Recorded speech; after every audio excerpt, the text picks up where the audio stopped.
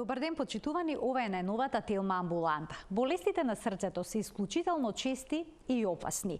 Благодарение на развојот на медицината и технологијата, на пациентите им се достапни низа методи на лекување. Вградувањето пейсмекер овозможува продолжување на должината и квалитетот на животот на лицата со некаков проблем со срцето. Во кој случај е неопходно да се вгради пейсмекер? За каков уред станува збор? Дали вградувањето е сложено и носи ризици? Каков е животот со овој вграден уред? Дали носи одредени ограничувања? Доктор Антонио Антовски, кардиолог од Градската општа болница 8 септември, ќе даде низа појаснувања на оваа тема. Се гледаме во студиото веднаш по рекламниот блок.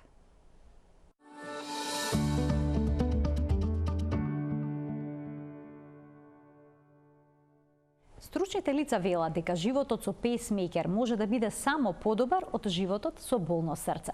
За каков уред станува збор ќе ни појасни доктор Антонио Антовски, кардиолог од Градската општа болница 8 септември. Докторе, добри ни дојдовте повторно во студиото на Телма и добар ден. Добар ден, добро ве најдов. Денеска ќе зборуваме за пейсмекерот, а сето тоа некако е поврзано со отчукувањата на нашето срце. Да почнеме со тоа што е нормално отчукување на срцето, што е нормален пулс. Срцето е машина, пумпа, која што функционира 24 часа без прекин. Значи, постојано. Тоа е мускул кој што најмногу работи во човечкото тело. Фреквенцијата, ритамот, овозможува соодветно истискување на крв и дотор на хранливи материи на секаде во телото. Срцето тоа го прави прилагодувајќи се на нашите потреби. Кога мируваме, срцевата фреквенција е поспора, кога сме физички активни, забрзува, со цел да одговори на нашите потреби. Значи, тоа е по координација со мозочната активност, со активноста на сите органи во телото. Во просек 60 до 80 удари во минута. Дали е тоа исто кај младите, кај возрастните? Се разликува во зависност од возраста, меѓутоа просечната фреквенција во генерално е таа.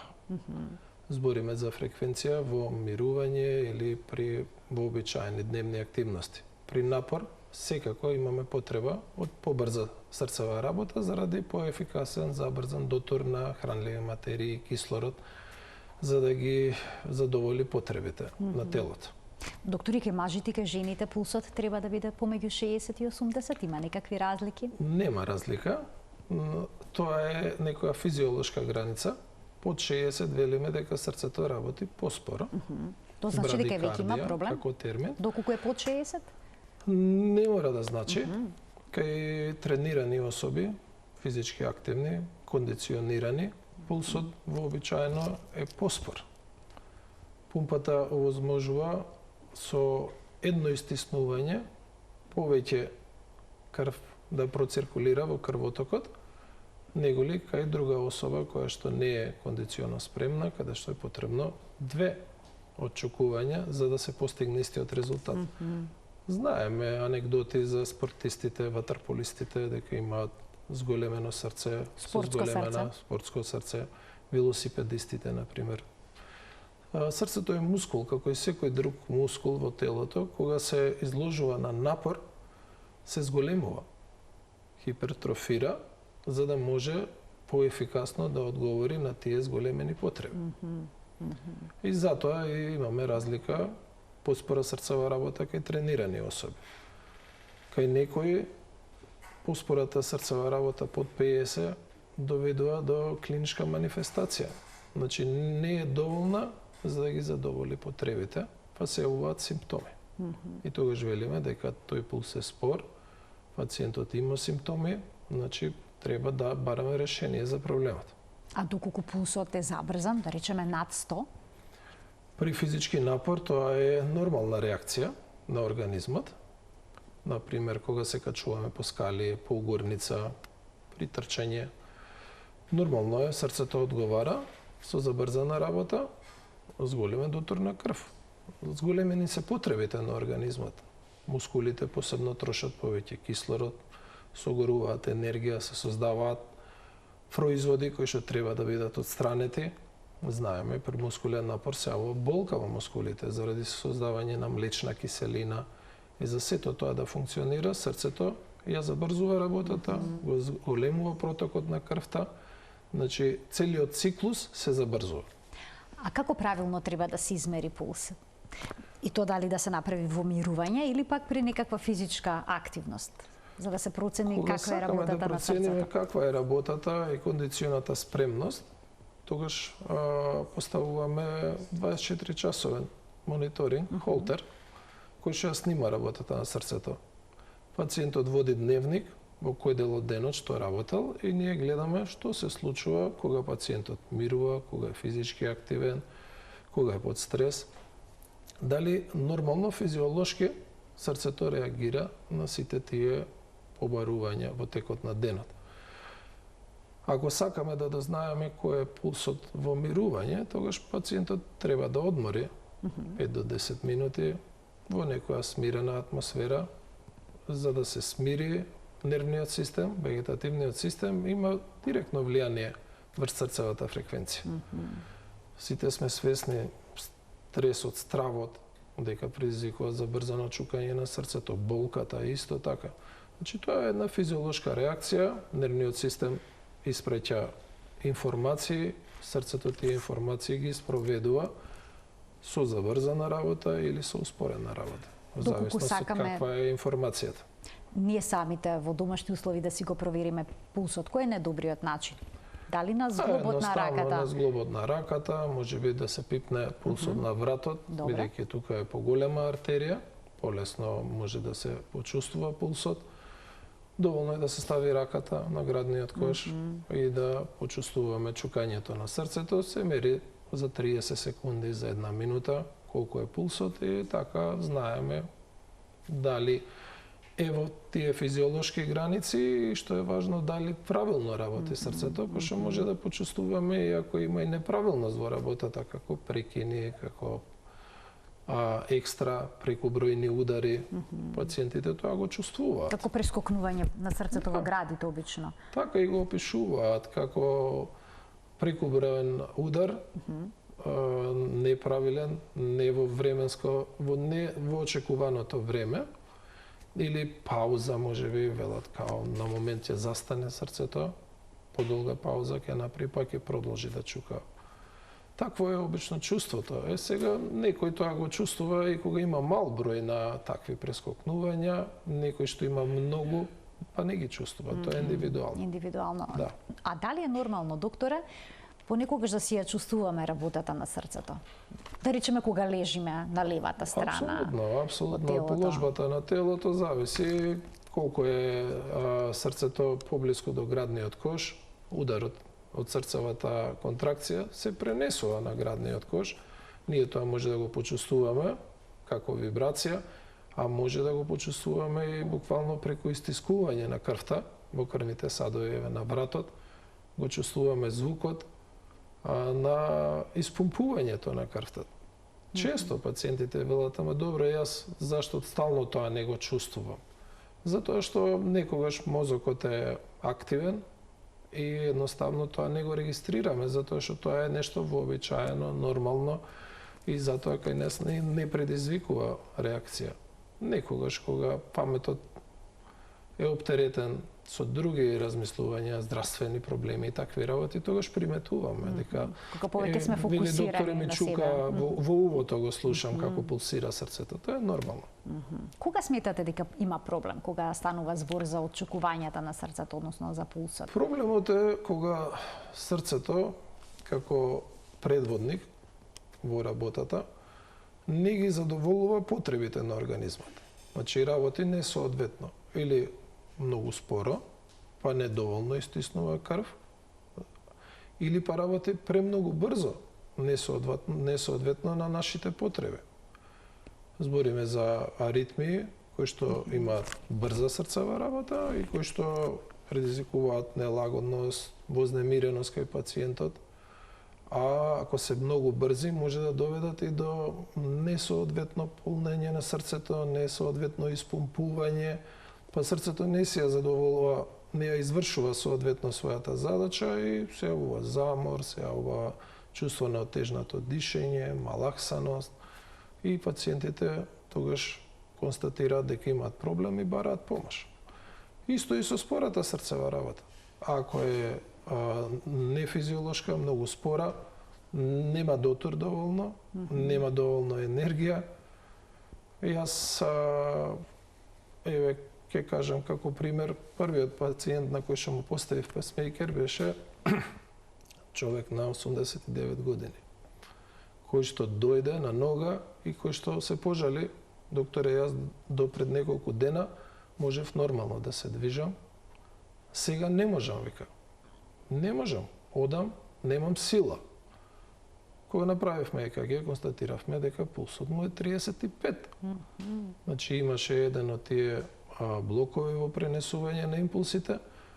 Он во мирување со 35 фреквенција функционираше. Меѓутоа, кој ќе почнеше да се движи, срцето не можеше да заврза и он немаше сила за да функционира.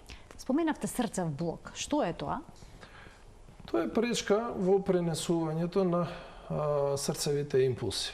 Вообичаено, срцевиот водич создава импулси кои се пренесуваат на секаде во спроводниот систем на срцевиот мускул и координирано имаме полнење па испумпување на крвта. Кога има пречка во пренесувањето, импулсот не стига во подолните делови на срцето. Срцето има 4 празнини, кои што синхронизирано се полнат со крв, па се празнат. Тоа е координирано една активност која што е толку презизна како швајцарски часовник, да речем. Секое каснење во пренесувањето на импулсите доведува да тие не функционираат координирано и нема ефикасно пумпање. Ако блокот е нецелосен, тоа може да значи дека, например, секој втор или трет импулс ќе биде пренесен или нема да биде пренесен. Па, наместо да имаме регуларна фреквенција 60 до 80 удари во минута, правилно, може да имаме 40 удари во минута и регуларно. И на тој начин испумпува, на моменти не испумпува. Тоа е како еден случај со оштетен мост. Имаме некој дел на мостот кој што е паднат. И сега колите што се движат по здравиот дел на коловозот поминуваат.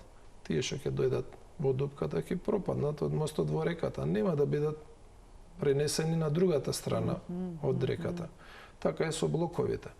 Проблемот е кога мостот ќе падне целосно. Тогаш немаме пренесување на импулс. Што се случува? Водичот испраќа импулси, тие завршуваат во реката. Од другата страна на реката сега имаме предводник кој што ја презема функцијата да испраќа импулси, но сега тој испраќа импулси со по-спора фреквенција. Ако водичот испраќа 60, 80, 100, 120, во зависност од физичката активност, тој од другата страна на мостот испраќа 40. Не може да забрза. Значи, неговата способност е до 40. А ако и тој дел е оштетен, по наредниот водич, центар што може да испраќа импулси, ќе испраќа уште поспор. Тој ќе испраќа 30. И затоа велим, кога водичот е болен, не може останатиот дел на системот да функционира соодветно на потребите. Па доаѓа пациентот, еве како ја што го спомнав, пациентот со 35 фреквенција, кој што кога седи нема проблеми, кога се движи, нема сила, не може да оди. И јас на пациентот му поставив песмејкер и он наредниот ден функционираше нормално. Значи, толку брзо се решава проблемот кога се вградува пейсмејкер? Апсолутно, во моментот се решава. Веднаш по преземањето на таа функција сега на предводник ја презема песмејкерот. Го пополнува недостатокот на удари. Каков уред е тоа? Тоа е уред кој што е толку софистициран, што во големина, не знам сега, Има тука некои фотографии. Немаме за споредно да објаснам, тоа е нешто поголемо од метална пара, ајде ние што имаме, вообичаено што користиме, и каде што во чипови е интегрирана способност да снима работата на срцето, да прави анализи, различни ситуации, во зависност како е програмиран, и соодветно да реагира. Значи, он ја снима работата на срцевиот водич. Ако срцето испраќа соодветен број на импулси, он само снима, вели во ред, се е добро.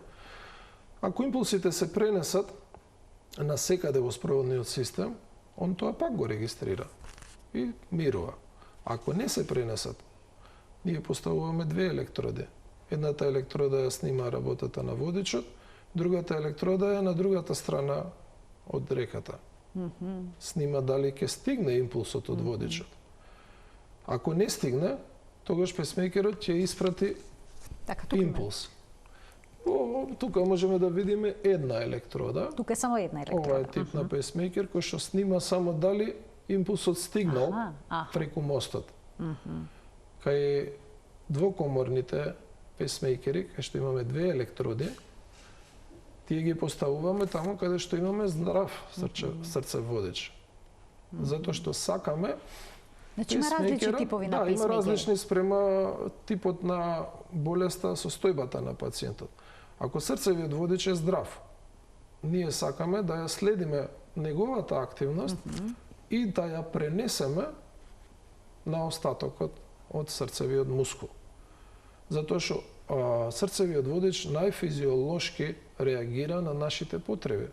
Тој е во координација со нашиот нервен систем, со функцијата на сите органи, под влијание на хормоните.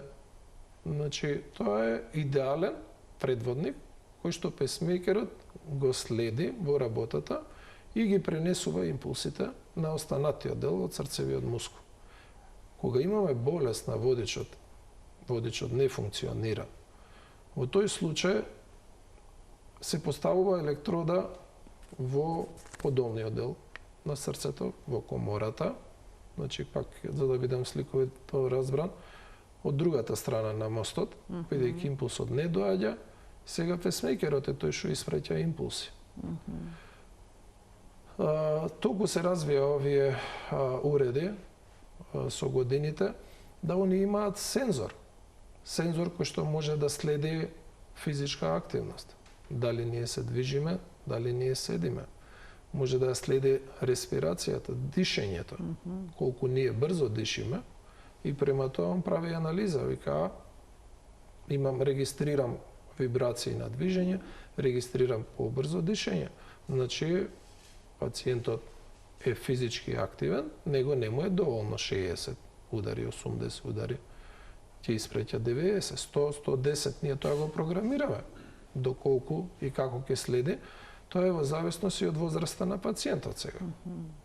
Млад човек кој што е физички активен, што се качува по планини, нема исти потреби како возрастен човек кој што секојдневните активности му завршуваат во станот или во околината на станот. Затоа ние песмекерот го програмираме соодветно према пациентот. А сложена ли е постапката на негово вградување, бидејќи многу пациенти се плашат од тоа? Не е страшно воопшто.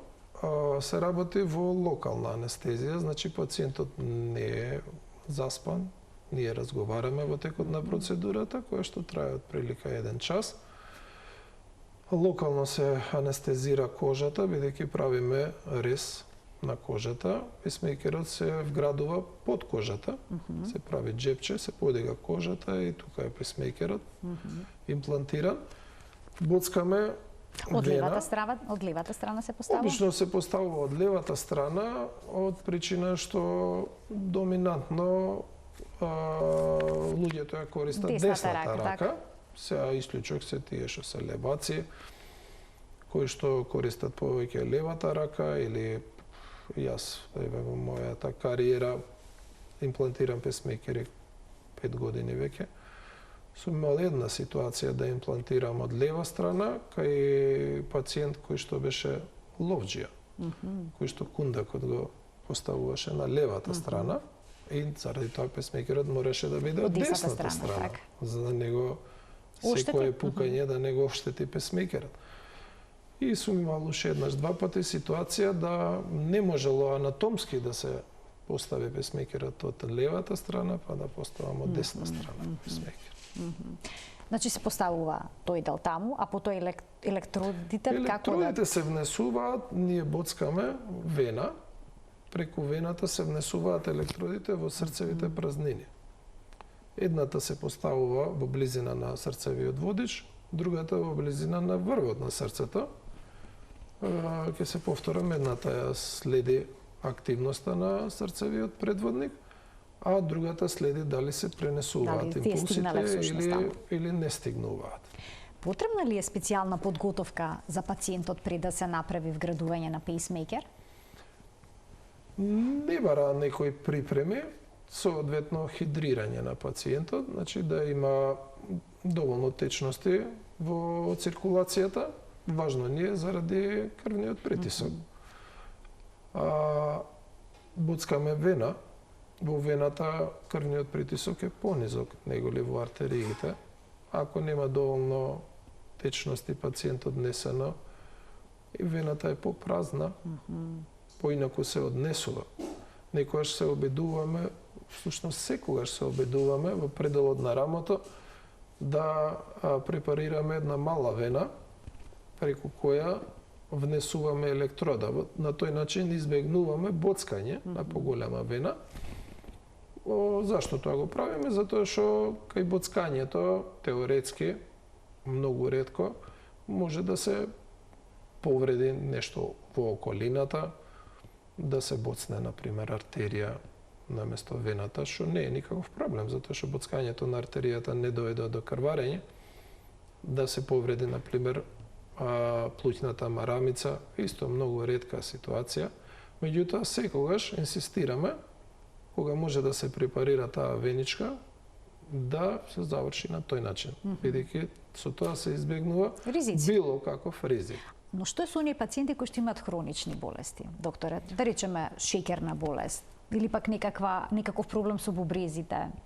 Ке може ли кај нив да се вгради пейсмейкер без проблем?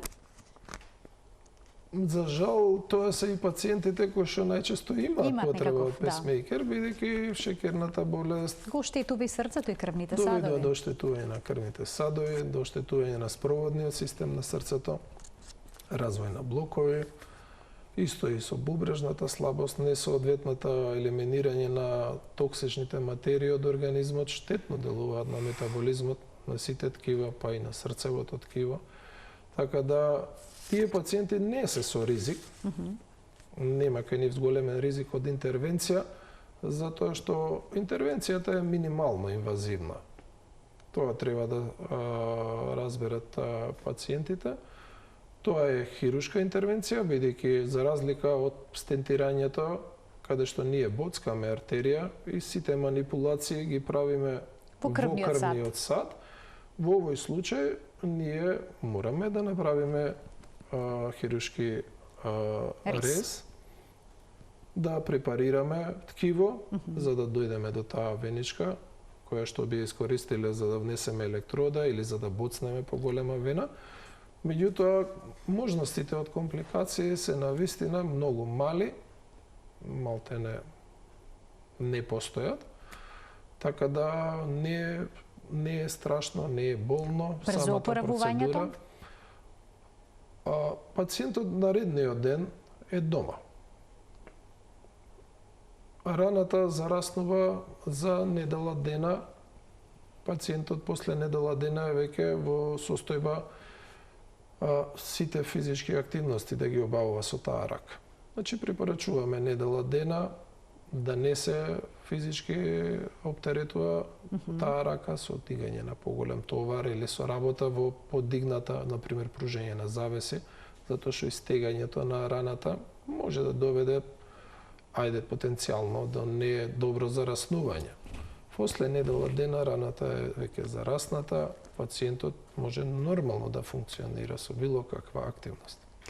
Пред да преминеме на животот со пейсмейкер, што значи потоа да се има пейсмейкер, односно туѓо тело во телото. Ке ги поканиме само, докторе, гледачите да се вклучат со нивни прашања во денешната Телма амбуланта. Почитувани, телефонскиот број ќе биде испишан на екранот, а доктор Антонио Антовски, кардиолог, ќе даде појаснувања на сите ваши дилеми поврзани со темата на која што денеска говориме, а тоа е живот со пейсмейкер. Сега, докторе, значи животот продолжува со страно тело, всушност, со туѓо тело во телото. Може ли тоа да доведе до некакви проблеми? Телото едноставно, организмот да сака да го отфрли. Може да се јави алергиска реакција? Не верувајте, значи ова е толку развиена, софистицирана технологија, која што се развива повеќе децении и е доведена до совршенство.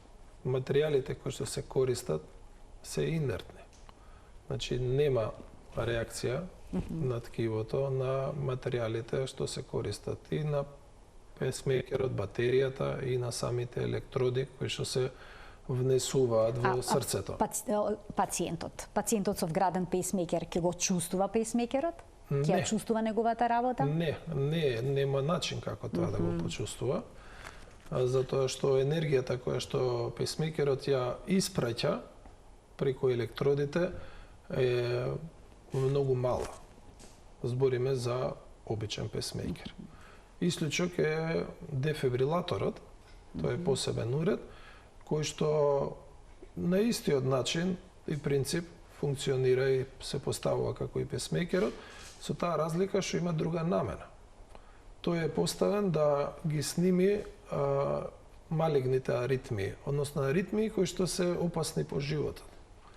Тоа се обично брзи тахикардии кои што доведуваат до несоодветно полнење и испумпување на срцето и може да предизвикаат смрт на пациентот. Овој тип на уред испраќа енергија поголема за да ги прекине сите тие електрични импулси што постојат во срцето. На еден начин го ресетира.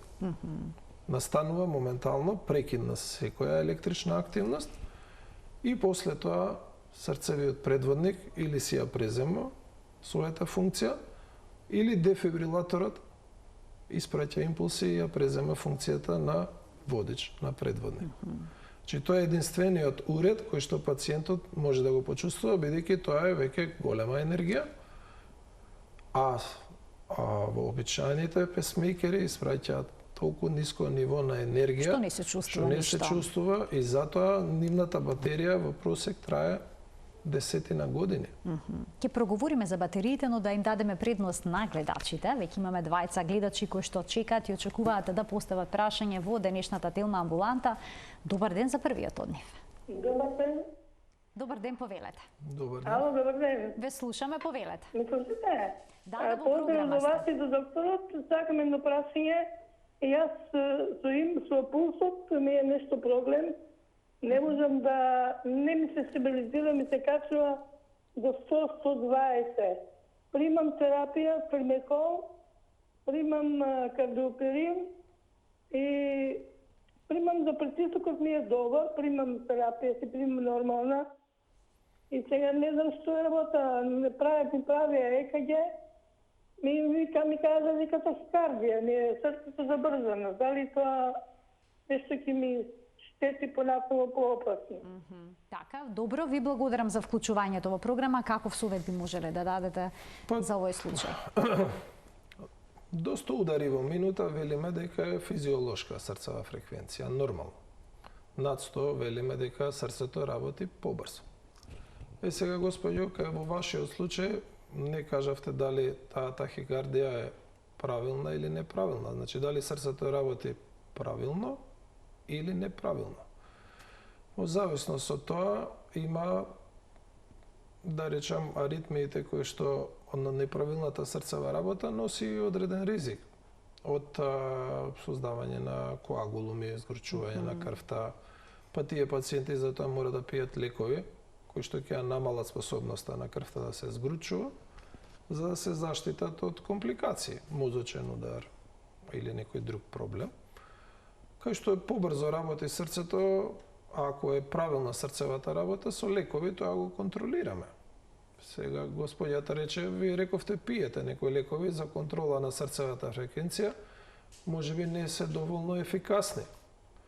Можеби не знам која е причината, дали е констатирано зашто срцето забрзува, дали има некој проблем со хормоните, можеби. Тироидните хормони знаат да доведуваат до побрза срцева работа. Слабокрвноста исто може господјо да биде причина, затоа што кај слабокрвност срцето нормално ја забрзува срцевата работа за да надокнади тоа што крвните клетки не можат да извршат соодветно дотор на кислород, бидејќи тие се празни, немаат доволно хемоглобин, а хемоглобинот е тој што го носи кислород, го транспортира.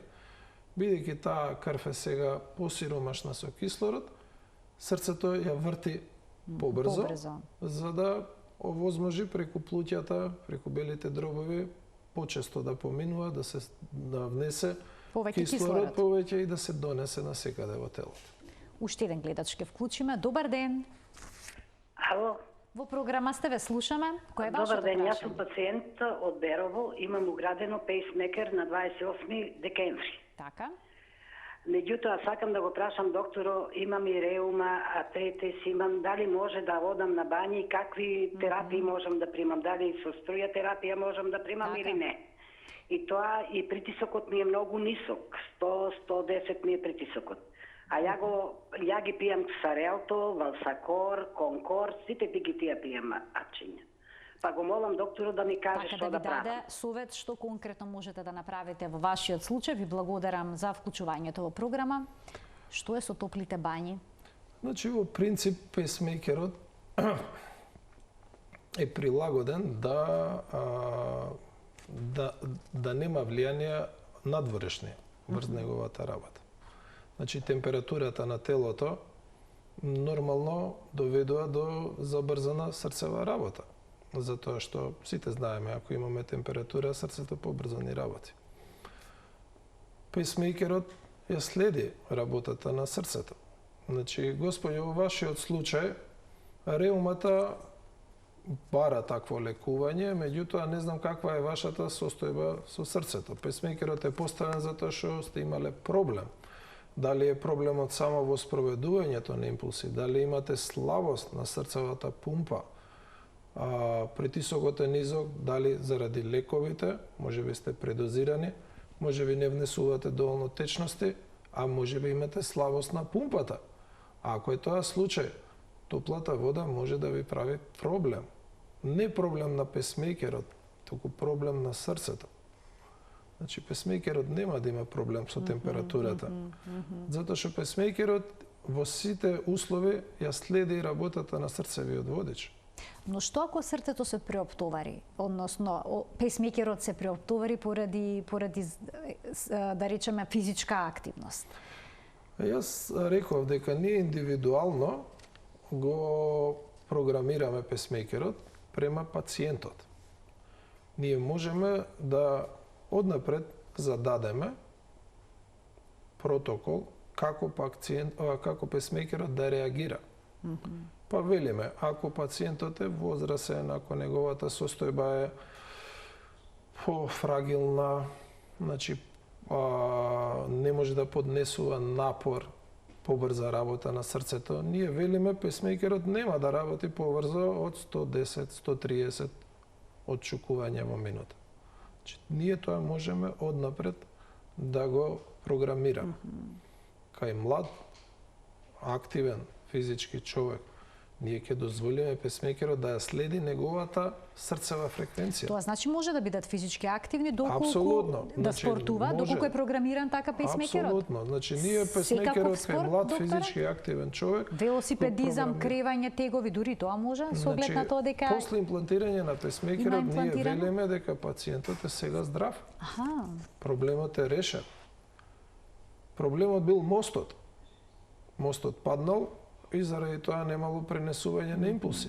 Ние сега на некој начин го премостивме. Не ставивме нов мост, меѓутоа со поставување на двете електроди овозможивме импулсот што е испратен од срцевиот предводник да стигне на местото кај што треба. Бидејќи мостот паднал, он нема да стигне импулсот од срцевиот предводник. Меѓутоа, песмејкерот вели да, срцето испраќа 100 удари во минута и он испраќа на втората електрода 100 удари во минута. Колку време по имплантацијата може всушност пациентите да бидат физички активни? Апсолутно, значи не наредниот ден, истиот ден. Истиот ден? Истиот ден ние препорачуваме неколку часови мирување, 2 до 3 часа мирување на пациентот, заради тоа што самата процедура додека трае, некоја болка постои, малце му оставаме време да се опорави организмот, да внесе течности, да се вертикализира и он веќе може да стане, да биде активен. Кои најчесто прашања ви ги поставуваат во однос на физичката активност? Па обично дилемата е дали може да продолжи со нормалниот живот. Јас имав пред неколку дена млад човек, вело млад човек, 53 години, кој што заради проблеми со болест на срцевиот предводник имаше големи паузи.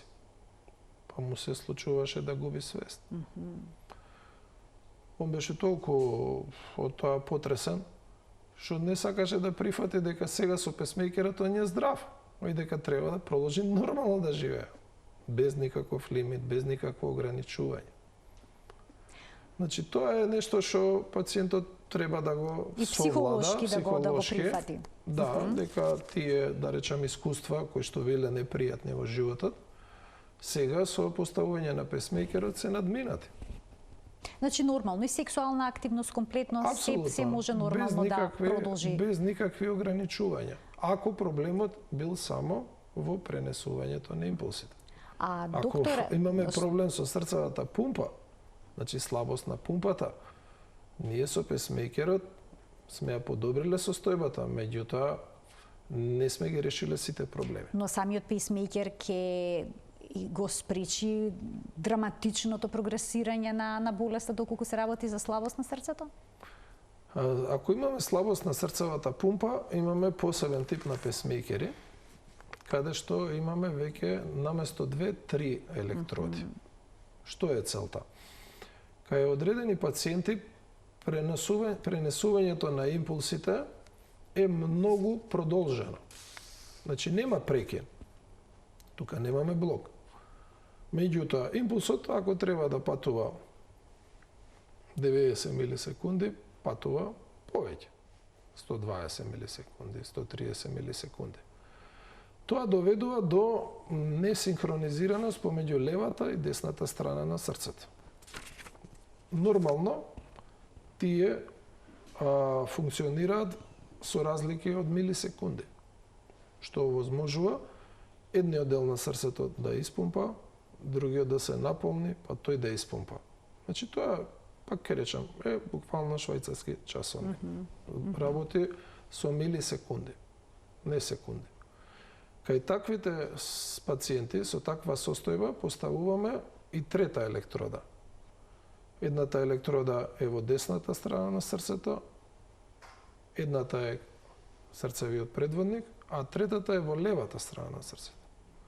И сега тука имаме задача да синхронизираме левата со десната страна, да функционира што е можно по природно, физиолошки, поидеално. Индивидуално има пациенти кои што многу добро реагираат, има пациенти кои што имаат помалце корист, има различни критериуми од што тоа зависи и затоа секој пациент поединечно го испитуваме и одлучуваме дали и каков песмејкер и каков тип на уред ќе добие и колку тој очекуваме да помогне. И како ќе го испрограмирате. Имаме уште двајца гледачи што ќе постават прашање во денешната емисија. Добар ден. Добар ден. Повелете. Јас сакам да го поздравам докторот. Благодарам. И да му се заблагодарам што така убаво сето ова го објасни. Јас сум пациент со песмејкер веќе 40 години.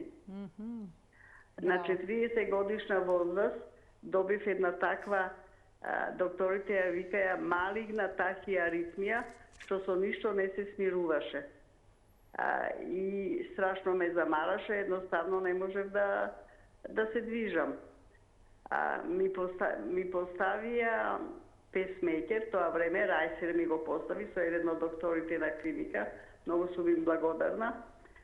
Меѓутим, они направија и аблација на синусен чвор и ми рекоја наводно дека проблемите биле од синусниот чвор. И сега јас имам во срцето песмейкер од кој сум зависна и ми трае 7 години затоа што нон-стоп работи. Меѓутим, докторе, имам 2 електроди ставено, една во десна комора и десна предкомора. Со тој што е во комората е у реду, меѓутим, овој што е во предкомората не го реши проблемот, нема одговор на електродата и јас имам 24 сати фибрилација. И мене тоа ми смета, исто многу ме замара. Ево сега веќе сум во поодмакли години, 75. И едноставно не можам да се движам. Ако негде треба да одам, па да седнам на клупа, да се одморам, да земам воздух, па да продолжам поратама. И така, дали би посоветувале нешто или има нешто ново да се направи? Ви благодарам многу што го споделивте вашето искуство и што поставивте прашање во денешната тема амбуланта. Повелете, докторе. Господјата, ќе малце коригирам. Господја, ќе ве коригирам, значи, вие сте имале проблем каде што срцето работело многу брзо, многу неправилно. Направена аблација не на срцевиот водич, туку на АВ чворот. Тој се наоѓа на половина пат. Пренесува од предкоморите во коморите. На тој начин е исклучено брзото пренесување на импулсите. Електродата што се наоѓа во десната страна на срцето, сега е таа што испраќа импулси. Електродата што се наоѓа во предкомората, вие убаво сте ги разбрале термините, ја снима активноста на предкоморите, меѓутоа, бидејќи таму нема нормален срцев предводник, туку има еден хаотичен број на предводници кои што испраќаат импулси со различна брзина и фреквенција. Заради тоа, може би предпоставувам таа електрода и воопшто да не е активна. Може докторите да ја исклучиле, за да не се пренесува таа брза тахикардија на вашата комора. Не можам да бидам сигурен, предпоставувам дека тоа го има направено професорот Рајсер. Тоа е електрофизиолог од Нирнберг. Он почна со нашите колеги во клиничкиот центар да работи, ја воведе методата во нашата држава, одличен електрофизиолог. Предпоставувам дека нема доволно сила пациентката, бидејќи можеби има некоја форма на слабост на срцето, на пумпата. Можете да дојдете, јас од овие информации што ги добив, толку можам да одговорам, меѓутоа можеби да ги видам документите, па евентуално да видам дали нешто може да се подобри. Да се подобри, да. Уште еден гледач ке вклучиме. Добар ден. Добар ден. Повелете. Вака поздрав до докторот. Благодарам. Јас сум пациент од Штип. Без ланска година во јуни правено бајпас, 3 бајпаса и валвула во системата. И тамо ми најдоа дека треба подхитно да се правам операција, мислам да ми се става пейсмейкер. Бидејќи ми кажа на цена многу голема, јас немам финансиски средства и тражев упут до државна болница и таму почнав да идам, одев 3 пати, 4 пати кај се различни доктори. Имате сега поставено пейсмейкер или не? Немам, па сега сакам да му поставам на докторот прашање, без кај еден доктор, дали смеам да ги именувам докторите. Добро, ви благодарам за вклучувањето во програма, че пациентот има потреба од пейсмейкера, постојано оди кај различен доктор. Дали е пожелно да има еден кој што ќе го следи? Сега, Јас добив впечаток дека повеќе доктори на пациентот му кажале дека нема потреба од песмејкер. Извинете, господине, јас така ве разбрав. Значи, вие сте биле 3 пати на клиниката за кардиологија, 3 пати кај различен доктор и они сметаат дека не треба да ви се вгради песмејкер.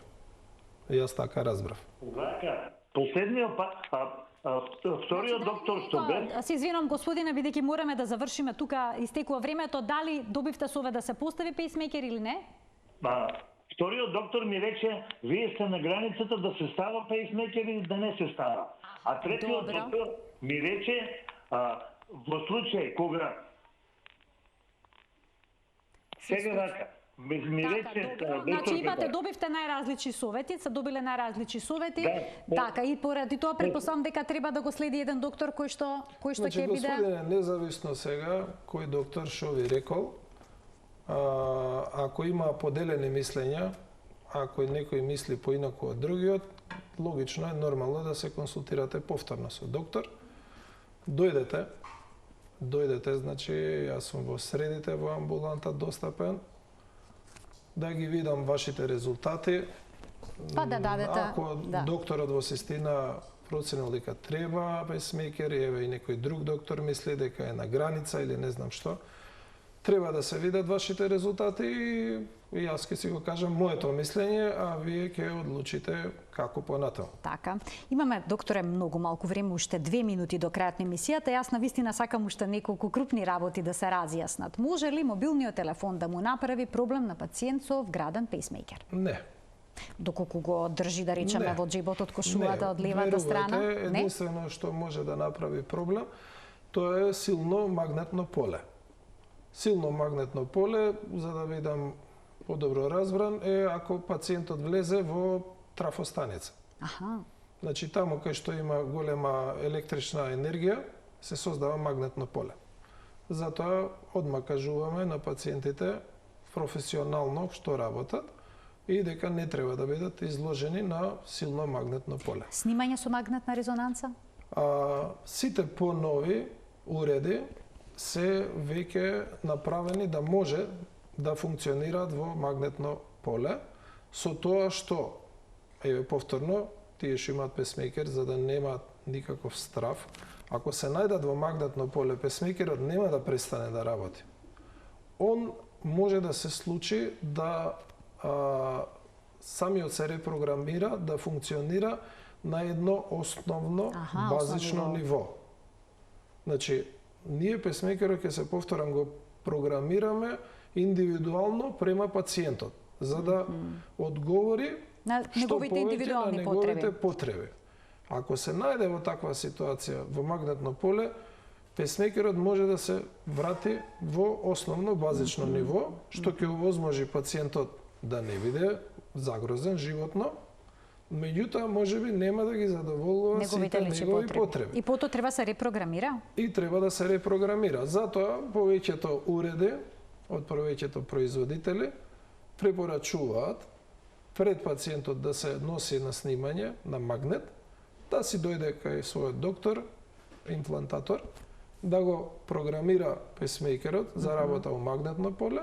Кога ќе се заврши целото тоа снимање, не е тоа ништо хитно, пациентот повторно ќе биде репрограмиран према неговите индивидуални потреби. А докторе, што е при патувањата, да речеме, кога патува некој лице со авион? Затоа реков, ако е нешто хитно, пациентот може во секое време да биде внесен у магнет, магнетна резонанца. А проблем ако тоа е витално загрозувачка детектор за метал помине, да речеме? Не се препорачува, затоа што да не се остави простор да дојде нешто како браќање на базично програмирање. И затоа тие пациенти имаат документ дека имаат песмејкер, кој што не мора ни да го покажат. Ако кажат дека имаат песмејкер, било кој значи, што треба да се носи потврда за вграден песмејкер. Треба да се носи потврда не ради таа ситуација, него не дај Боже ако нешто му се случи на пациентот. Да се знае. Да се знае како вид на песмејкер е вграден, како е програмиран, како функционира. Ние на картичката ставаме телефон за контакт. Значи, може доктор од Америка да ми се јави и да рече тој пациент е кај нас на лекување, потребни ми се информации. Значи, они може да го таму на програматор прочитаат песмейкерот и како функционира, меѓутоа може да добие корисни информации за пациентот, зашто, како, историјата, што се случувало. И сосема накратко, смеат да возат? Смеат да возат, затоа што, пак ќе речам, ако проблемот со песмейкерот ние сме успеале да го решиме, тој пациент е сега здрав. А да се напие чашка алкохол? Чашка алкохол, колку што е корисна за секој од нас, толку и за пациентот со песмейкер. Ви благодарам многу за бројните појаснувања и убави, јасни појаснувања на оваа релативно сложена тема. Благодарам на поканата, се надевам дека нашите гледачи мислам добија доста информации да сватат дека животот со песмейкер е нормален живот. Ви благодарам уште еднаш и благодарам и на гледачите кои што не следеа со внимание до самиот крај на денешната Телма амбуланта. Се гледаме секој работен ден во редовниот термин на емисијата 12 часот и 45 минути. Пријатно.